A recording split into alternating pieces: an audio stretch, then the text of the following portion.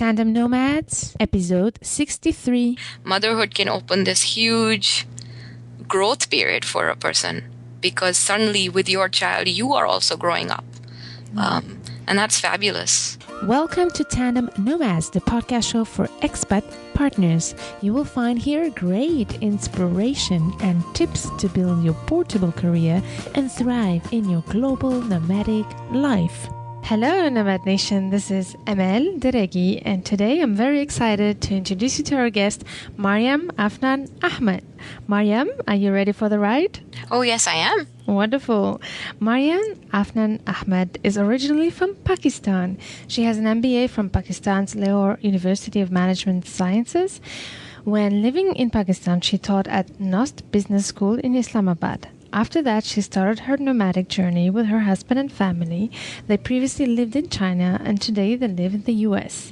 Maryam conducted corporate and personal development programs in Pakistan and China and served in a variety of volunteer roles in the expat community. Today, she teaches full-time at the Eldon School in Reston, the state of Virginia in the U.S. She has served on the board of the FIGT organization, which is Families in Global Transition. And on top of that, Maryam is also a writer. In fact, in her capacity as a certified trainer for parent effectiveness, she co-wrote the book called Slurping Soup and Other Confusions, a story and activity book for children between 3 and 12 years old. So, Maryam, this is just a short overview of who you are. Is there anything else or anything that I missed? And tell us what's happening in your life today. Thank you. That was a really lovely introduction, actually. And I just wanted to clarify the Slurping Soup and Other Confusions. The book arose out of our conversations as parent effectiveness trainers, but we wrote it more in our capacities as expat moms who were dealing with the struggles and challenges that our kids, were facing as expat children and as TCKs.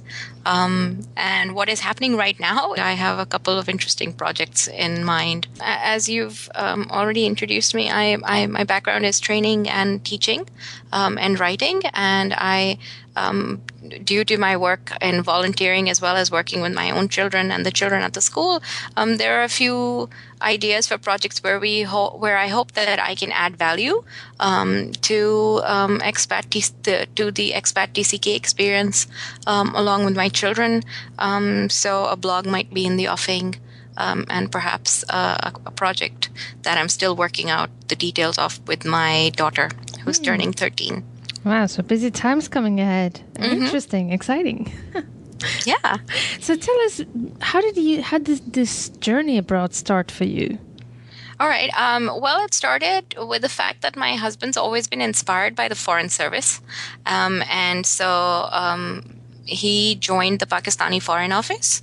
And given the fact that I had traveled and been exposed to travel as a youngster myself, and I firmly believed that, both partners in the marriage should have the ability to chase their dreams. So I was behind his.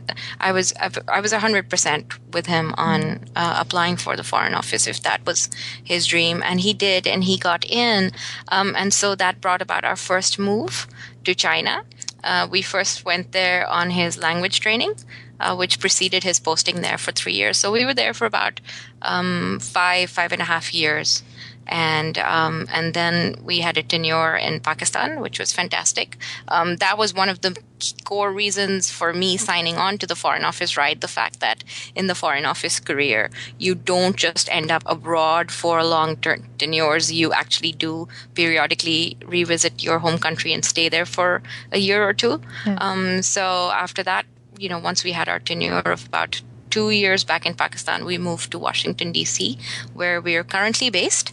And my children have spent we've spent the last 4 years here. And it's been a wonderful experience so far. Oh, amazing. So tell me, you've been doing so much in these years. You've been volunteering, but you've been also teaching, continuing your career as a teacher.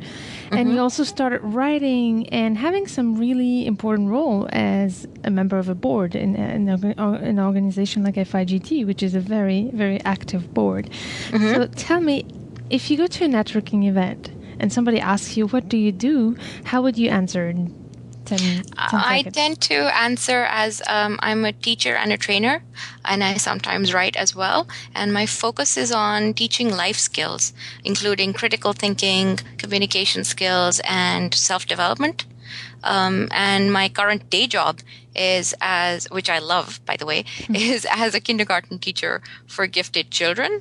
And a current passion that I also pursue is as the board member, as one of the board members for Families in Global Transition, because it helps me add value to a niche that I certainly belong to, which is the expat world.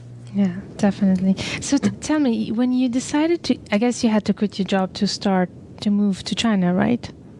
Yes. So how was that experience for you? That was really one of the hardest things to do. You had asked initially for me to identify a couple of risks that we took when we moved. And the main risks that we took, frankly, as a family was, distance from our families, from our extended families. Back home, we are often raised as parts of extended families. That's part of our culture. And I was doubly blessed because I was raised in an extended family that included both my maternal and paternal side, both, rather close. And so that was one of the biggest risks. The other risk that I took, of course, was putting my career on hold. As diplomats, oftentimes in certain countries, we may not be allowed, the spouses may not be allowed to work full-time, work officially, actually. And so volunteering became my pathway to having, a career interest of my own. And I went to town on volunteering. So I volunteered in about 3 or 4 capacities and explored a few interesting opportunities, which I would probably never have experienced, including teaching Pakistani cooking, which is quite ironic because I did not cook before moving to China. So that's interesting. Yeah, so those were a couple of and the core challenges would have been that. And as the children have grown older, the challenge that becomes more and more crucial is that every time you move, your children are not only losing friends, but they're also shifting cultures in terms of schooling, which can be a whole different ballgame. Yeah. So those have been some challenges, and we've been trying to deal with them as far as we can by staying as open to opportunities and ideas as we can be, and being open to asking questions as we go along, a lot of questions. If you look at the career, of course, given that you can't work in a certain environment for example, my background is in marketing originally, and I was beginning to develop a personal profile where I was beginning to train and teach in the areas of marketing. But you are only relevant in a country if you are from that country or you have exposure to the marketing, or the kind of marketing or the demographics of that country. So that was an obvious, sudden loss. Arriving in China, not only, was it not possible to work, but really, any kind of work required that I get to know the market and the customer, and so that was a huge loss. Recognizing suddenly that the obvious clues to your career are no longer valid. So you have to assess yourself again, and you have to sit down with yourself, which actually, came about with fantastic timing for me, because when we moved to China initially, my daughter was 3 and she was very young, and she was missing the extended family a lot. She was a very verbal child. She was very fluent. She had been speaking for the last year and a half, and suddenly she was alienated because she didn't understand the language that was being spoken around her. So we spent a whole year just bonding with each other and having fun. And then in a year or so, my son arrived. So, the automatic response was to, oh, wow, I'm needed as a mom at home. So let me sit at home for another year and, focus on the children. And that gave me time. That really gave me time. And perhaps at that time, I didn't recognize the advantage of automatically having to take that break. But it really gave me time and, and space to think about, wait a moment. So if the obvious clues are no longer working for me, what are real transferable skills that I can help add value with, right? Yeah. So if I can't work, per se, if I can't have a job immediately, perhaps I can volunteer, perhaps I can teach, perhaps I can, explore a few new ideas. So suddenly having that time for that year allowed me to explore not only my inner self and my own skill set, but it also allowed me to explore, hey, here are some things that I would not have done normally. So, I went to a place called the Hutong, for example, in Beijing. A core of their program was cooking. Mark Thirlwall, who ran the Hutong, was showing me the kitchen, and he was telling me all these fantastic cooking classes they had, and there were no Pakistani cooking classes. And I said, would you be interested in holding a Pakistani cooking class? And he turns to me and says, would you want to do it? And I said, yeah. Although you weren't cooking before. Yeah. And I had only been cooking for the last 2 years of being in China. For me, China was a great experience because it helped me learn that sometimes in your expat experience, things that are looking like opportunities, like doors are not open for you, are actually that space. While you don't have doors opening for you, can be a fantastic space for you to rediscover yourself. This is and so that challenge really helped me assess my own self. And so I thought, okay, so if I have to do a Pakistani cooking class, I need help from somebody who is perhaps a more traditional cook. And I had a friend, and we worked very well because we worked very well with, covering each other's strengths as well as weaknesses. And so we started. And similarly, I discovered parent effectiveness training because I was attending a book talk. And I got to talking with this really nice Australian lady next to me. And she said, so what do you do, Maryam? And I said, I'm a communication skills trainer, but not right now, back home in Pakistan. And she said, that's fantastic. I'm having a communication skill training. I'm starting it here, and it's for parents. Wouldn't you be a fantastic person to attend it? And so that started that road, which eventually led to Slurping Soup. So sometimes it's been interesting that even those challenges have worked out as advantages. I don't know if you know, the motto of Tandem Nomads is turning the challenges of relocation into great opportunities. And you showed in so many ways how you turned those challenges into opportunities for you. And there's one thing that you said that I really want to focus, because so far we didn't talk enough of it, I believe, in Tandem Nomads, is the motherhood. The time we take to grow our kids and take care of them. And the fact that that's also a time that we should take as an opportunity to learn about ourselves, but also to pause and think and plan a bit more the future, but without necessarily being active right away, and enjoying that time with the kid when they're small. And I think you mentioned that.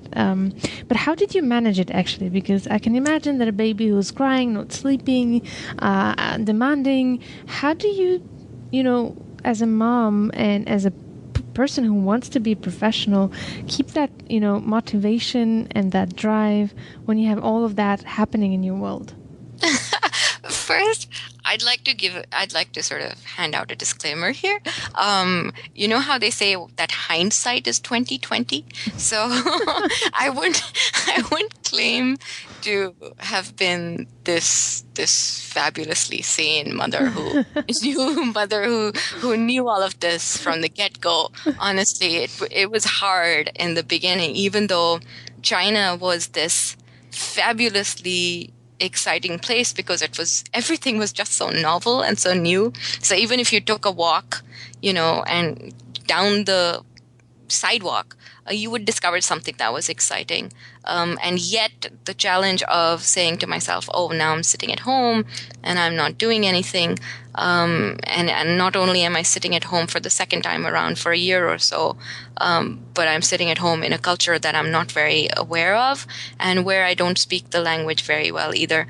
But what had happened was, I think why I was a little better prepared the second time around was because I had gone, I had taken a year off after my daughter birth as well. And my daughter was born in Pakistan. And I had, but given that it was my first time around as a mom, I wasn't sure when I was going to be able to restart my career. And I had actually let go of a couple of really interesting opportunities initially because I'd said, no, I don't think this will work well with the timings I require for my daughter. But eventually I'd started teaching, part-time. And NUST, as you mentioned, which is one of our best business schools now, NUST Business Schools. It's a huge university, and the business school is where I started teaching part-time. And so I had some idea of what the requirements were. And when I had started applying for the teaching job, I had to review my resume and sit down and say, which strengths do I still think I have? I may not be a fresh MBA anymore, but which strengths do I have that I can take to a prospective employer? And so that had given me some ideas of what might be useful. But of course, those ideas didn't apply anymore in China. So, but at least I was aware that I could take that space and time. And even though it was hard in the first year, especially the winter was very hard. The winters in Beijing can be very, very hard. The wind can almost slice through you, regardless of how many layers you have. And so you end up spending a lot of time indoors. But I think, like you said, that's why I like your motto so much as well. Motherhood can be this tremendous opportunity because for all intents and purposes, you're saying, here I am responsible for the growth of these young human beings who are now, entrusted to me.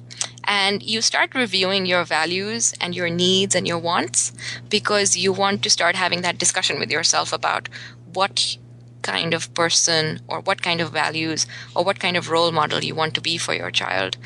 So really, motherhood does become this huge opportunity because you're assessing everything you're doing, saying, how's my child going to absorb this when they see me doing this? Or what would I want to teach my child? And a very simple example of that is I grew up as a youngster being very scared of animals. And I knew very clearly that I didn't want my children to be scared of animals. I thought it was something that I perhaps had picked up by watching.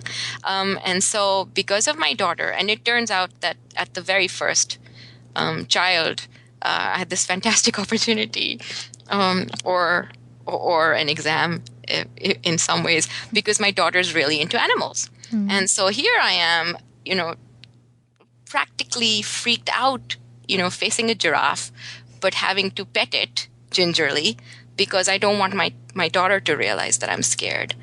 So even that, suddenly when you realize that you can surpass your own fear because you're trying to show your child not to be afraid can teach you a lot about yourself. And suddenly you're like, wait a moment. So if I can pet a horse or a giraffe or an elephant because I'm trying to show my child that I'm not scared and it's making me less scared, that means I can learn a lot more things as well.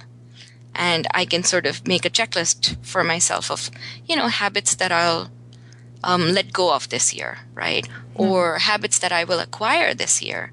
And so I started doing that. And I try to do that, pretty much every year. I'll say to myself, all right, what habit am I going to let go of this year? Or what great habit am I going to acquire this year? And it's very often motivated by the fact that I'll say to myself, this is something I want my kids to learn. So taking initiative, and at the stage that we were in Beijing, I was saying to myself, well, I really want to prove to myself that I'm the kind of person who can take an initiative because I want my children tomorrow to not be scared of taking initiatives. And so frankly, I would just pep myself up and say, I'm going to walk into this situation, and I'm going to go ask about taking a presentation workshop, for example, at the Hutong. And I'm going to be open to the opportunities it brings to me, whether they are the opportunities I've initially reached out for or not. And that helped. So yeah, you're very, very right. Motherhood can open this huge growth period for a person because suddenly with your child, you are also growing up. And that's fabulous. It can be tough. It can be challenging. I have stopped counting how many times I reached out to my mother and said, "Oh my goodness, this is so hard." Or, "I'm doing such a horrible job at this." Or, "I'm going to have a career, Mom." To which she would listen very patiently, and she's always been a career mom as well. So she's always been an inspiration. And she would eventually say, "All right, I think I'll sit at home, or I'll come over and I can help you with the kids, and perhaps you can start a career." And I'd realize, no, that's not what I want to do. I want to be like her. I want to be able to have the best of both worlds. And another honest, fact is that my husband was very supportive. Yeah. When I came to the point where I was seeming like it was becoming too confining, or I was becoming too worried about my career, he would say, "Why don't you look at this idea? Or why don't you write for something? Why don't you ask," for example, one of the publications there was the City Weekend, and I think it was my husband who said, "Why don't you ask if they want people to write articles for them?" I never wrote more than one, unfortunately. We started working on Slurping Soup after that, and that took a while. But at least he spurred me on, and he would say, "If nothing else, go take a walk. If nothing else, go listen to a book talk. There's a literature festival. Go attend that." And that really helps, that he was willing to not only encourage me, but also to take the share of the family workload that fell to him as a result. That's really, really powerful what you've been sharing, and I love the fact that you brought up that support factor, and I think it is very important as expat partners to be supported. And this is why I call this podcast Tandem Nomads, because I believe it's at the end of the day not only about us, the individual, but about the team. And, very true. And it's about the team. It's not only about one person, and I'm very happy that you brought it up. So is there any tips you would have in case, for example, you feel that you don't have the support of your partner, if you want to have some more time, some more space to be able to do some things, have the partner take care of the kids some hours, how would you handle that? The first, I think, is to it's a learning curve for even when your partner is very supportive. It's a huge learning curve for both parties. So sometimes I think it feels like the other person is not supportive, perhaps also because it's hard to articulate what kind of support we need. For example, funny anecdote really, the first couple of times that I got really I felt confined and I was really worried, my husband said to me, and this is really in the early days of the move to China, he would come home from his classes, he was learning the language, and he would come home from his classes and I'd say, I've been inside the whole day and it's been a couple of days and the weather outside is not fantastic, so I can't take my daughter out or I can't suggest that we go out as a family, but I'm feeling cooped up. And he would say, "Why don't you put on your sneakers and just go take a walk?" Right? And so I would do that. And then I got more adventurous, and then he spoke a bit of Chinese by that time. So so I discovered the Bookworm, which was this fantastic library cum cafe. And they have these fantastic book festivals. Actually, I was there at the first one. So I got more adventurous, and I said, "All right, there's this wonderful book talk, and I'm going to go attend it at the Bookworm." And I left the house. And when I come back, 3 hours, I've really enjoyed myself, but it's taken me, like 15-minute walk, then a 20-minute or 25-minute subway ride, and then a 20-minute walk, and then a bus ride. And I've gotten to the Bookworm, and I've sat there for an hour and a half, and then I've, had that interesting commute all the way back, and I'm really happy and I'm really energized. And I opened the door of the apartment, and the house is a mess. And it wasn't even a house. It was like a 2-room suite with like a small kitchenette and a bathroom.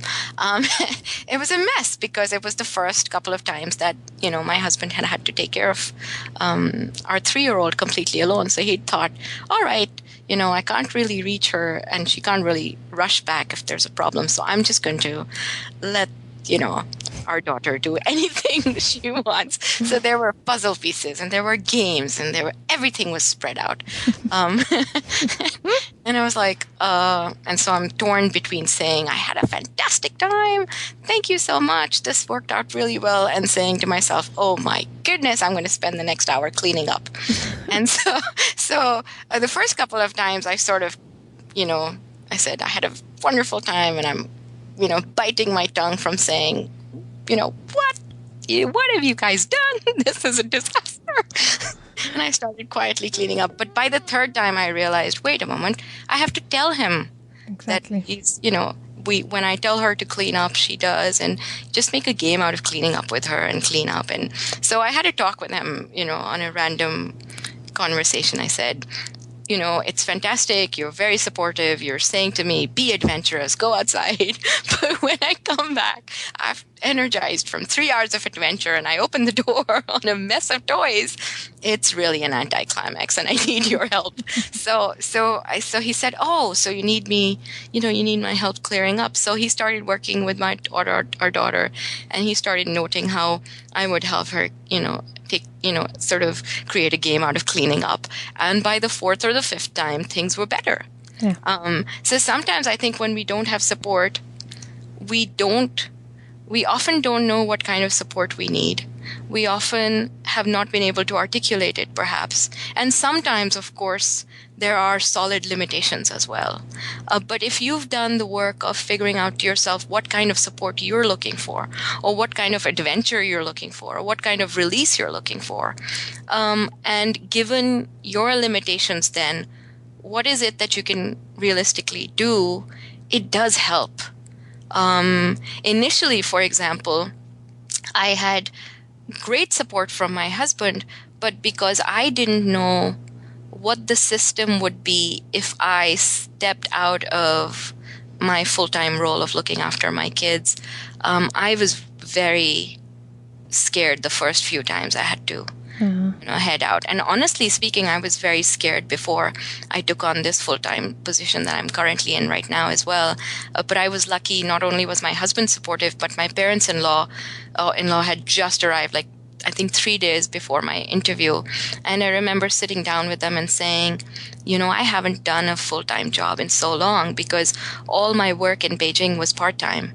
And most of it was voluntary. So here I was being presented with the opportunity to take a full-time paying position.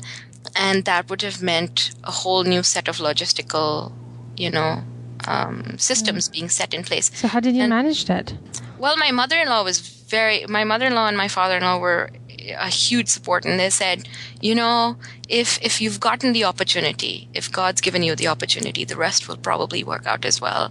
And we're here, so we'll help you set it up. So we had to look for outside support. After the first month, they were here for a month. They helped a lot. My mother-in-law would help with the kids. My father-in-law would walk them back and forth from the bus stop. And we looked really hard in that 4 to 6 weeks that we had for extra support. We found, and then of course, America is set up for working mothers. So there are before care and after care. And then we sat down and we worked out how much we needed.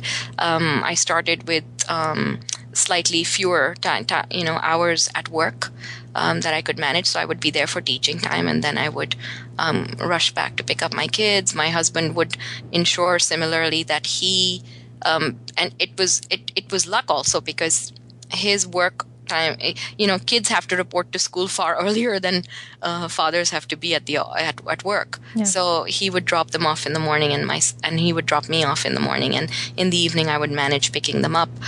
So it worked well for a year, and then now actually in the second year we've moved our kids to the same school that I work in. Oh, okay. So that's been an interesting fix as well. Finding a career that works with your children's needs is also important. Yeah. So it's all these cogs have to fall in place. What kind of skills do you have?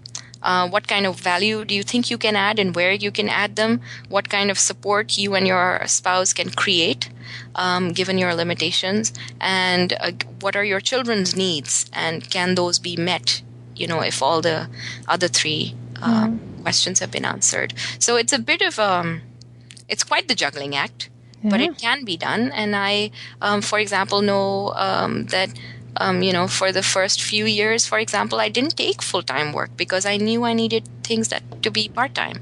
So even in Pakistan, I didn't work full-time. I consciously went out of my way to look for flexi-time opportunities. And only now when the kids are a little older have I jumped onto the full-time job wagon. It's really interesting, Maryam. Thank you for sharing that story with us and those stories, because I think you explained very well that process. And what I can highlight from what you just said is maybe two things. The fact that we do have to understand that it's a learning curve for those who just start in this adventure, that there is time to adjust, and you showed how you did it. Like, you try out some solutions and then you adjust in order to find that balance between your, the working mom and the mom at home, and finding that balance also as an individual and a couple. So it's just a lot of communication and try and error, I guess. Oh, yes. Yeah, lots of errors. So I think it's important that you share that, that patience that we have to have along the journey to try it out and see what works and keep what works and give up what doesn't. But the other thing you also said that I want to focus on a bit is how important, when you told us this story with your husband when you came back home and realized what was happening there. And I've heard it so many times, that it's so hard sometimes to this. You want to share how happy you are, and at the same time you're so frustrated because this is extra work for you to have to then to clean up, etc. That's just a small example to show how it became easier when you learned how to express what you needed. And a lot of partners and husbands and wives actually just need an indication of what to do, because a lot of us just expect others to understand right away what's the right thing to do. But I think the way you did it, the first thing is to acknowledge the positive, and that's what you did, before expressing what wasn't working well for you, and then express more practically what you need. I just need the house to be cleaned.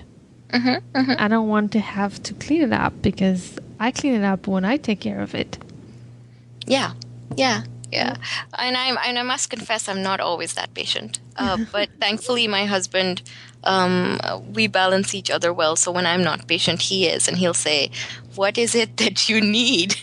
So if you could tell us three, what is it that you need? Yeah. We might be better able to work accordingly. And over time, of course, in marriages, we also,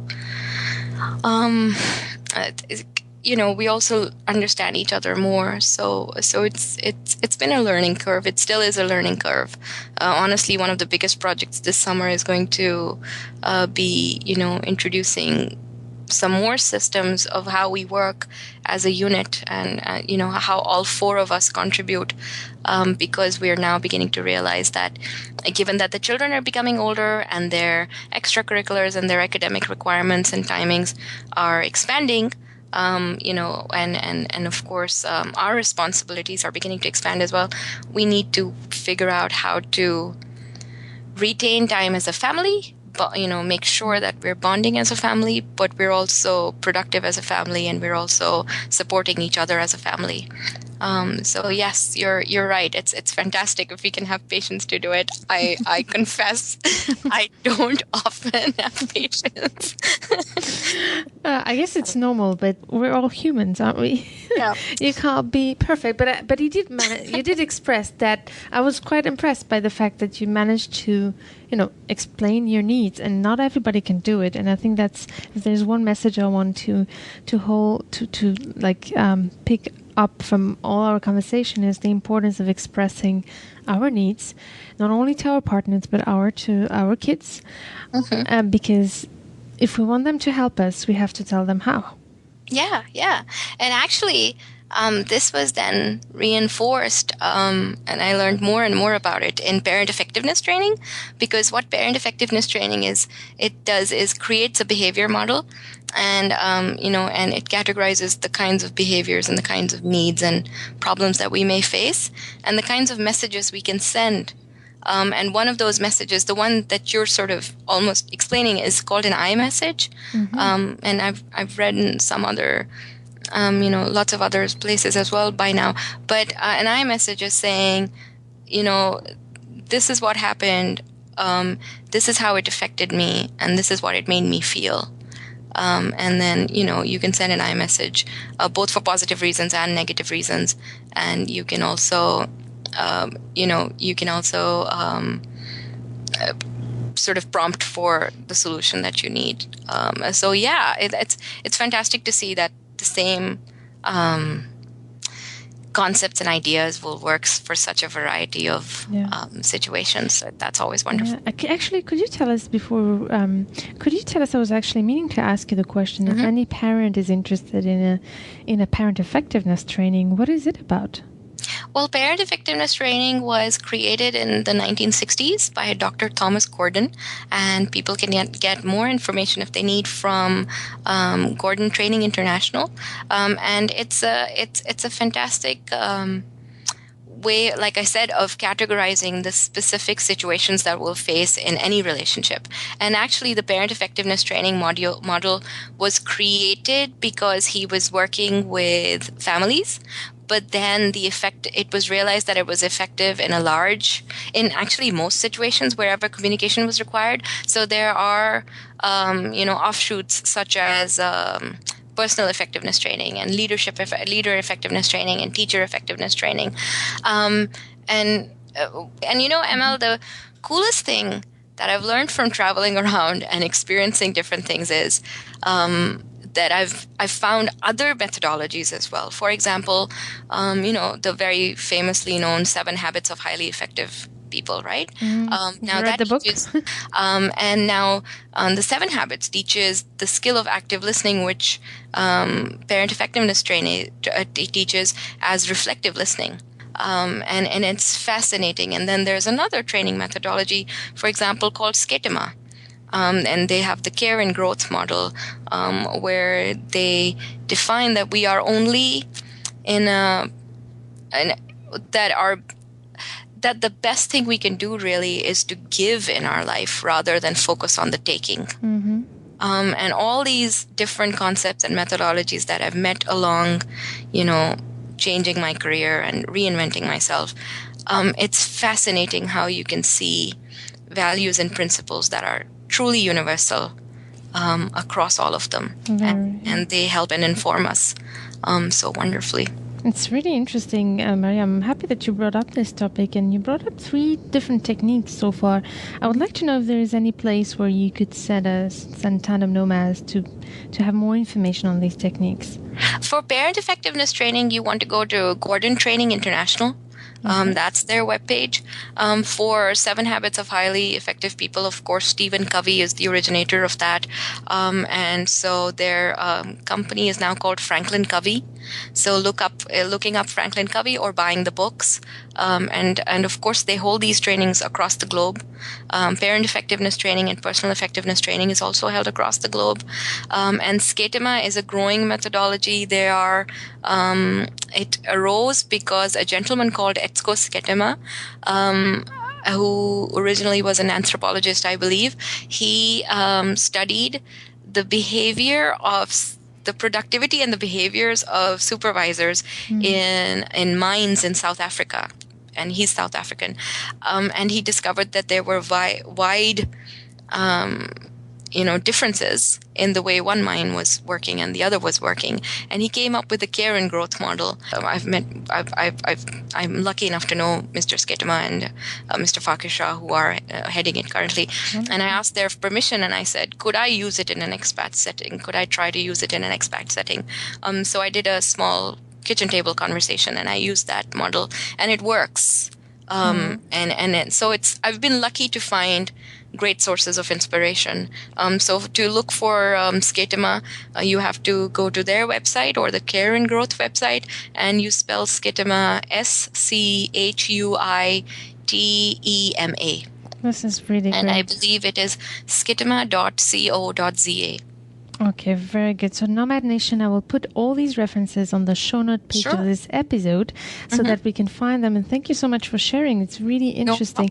And what I found interesting about all of this too is that you actually took all those years to learn all these techniques and just widen your spectrum of skills. And this is really fascinating how you've been doing it. So any guidance regarding that before we say goodbye? How would you recommend other expat partners to do as you did, like expand your skills and be able to become an expert at the end of the day in so many different topics? Never an expert. Always a student. Really never an expat. An expert. Expat. Always an expat, never an expert. Yeah. I was always fascinated by jack of all trades, and perhaps that's a little bit of what I'm beginning to do. But really, I'm always learning. The biggest learning for me so far has been that you need to be open to learning, both about yourself and the outside world. And if you find that there is a skill or a habit that you can adopt, that you have to take it and run with it. And that's actually what informed our writing of our book, Slurping Soup and Other Confusions. I mean, it's the same. Yeah, it's the same philosophy. And I was very, very lucky because in the parent effectiveness training group that I was in, headed by Catherine Tongs, who's one of the co-authors, I found a group of multicultural moms who were open to experiences and learning as well. And what would happen was after our training, we, as parents, we would meet up frequently. We met every month. And by the second or the third month, we were trying to look for books and journals that could help our kids on their expat journeys, recognizing that the challenges that we were bringing to the table were all happening because our kids were third culture kids. And so we did all that, similar philosophies teach us. If you've had a challenge or a problem and you've dealt with it, you can get together with others who have done something in that regard and create something of value. And so that's what we tried to do. We tried to create a book which would not only provide an opportunity for 3 to 12-year-old TCKs to say, oh, I'm not the only one that this is happening to. I'm not the only one who's grieving the loss of a relative because I've moved, or the loss of a friend. I'm not the only one dealing with, entirely new cultural habits. There are other kids like me.